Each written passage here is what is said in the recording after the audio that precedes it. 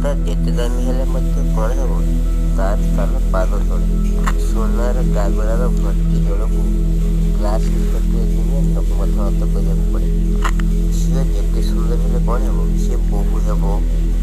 ବୋହୂ ସୁନ୍ଦର ହେଲେ ତାକୁ ତ ଆଉ ବାସି ରଖାଯାଇ ପାରିବନି। ସେ ଛୁଆର ମା' ମା' ପରେ କାହାର ଶାଶୁ ହେବ, କାହାର ଠାକୁମା ହେବ, କାହାର ଆଈ ହେବ। Transfer from one generation to another. ପାର୍ଥିବ ସୌନ୍ଦର୍ଯ୍ୟ କ୍ଷଣସ୍ଥାୟୀ। ସତ୍ୟ ଯୁଗରେ ମଣିଷମାନେ ଥିଲେ ଅଠିସାତ। ତ୍ରେତା ଯୁଗରେ ମଣିଷମାନେ ତାଙ୍କ ହାତରେ ଥିଲେ 14 ହାତ। ଦ୍ୱାପର ଯୁଗରେ ମଣିଷମାନେ ହେଲେ ତାଙ୍କ ହାତରେ 7 ହାତ। କଳି ଯୁଗରେ ମଣିଷମାନେ ହେଲେ ତାଙ୍କ ହାତରେ 3.5 ହାତ। ଯେତେବେଳେ ଘୋର କଳି ଆସିବ, ସେତେବେଳେ ମଣିଷମାନେ ହେବେ 3.5 ହାତର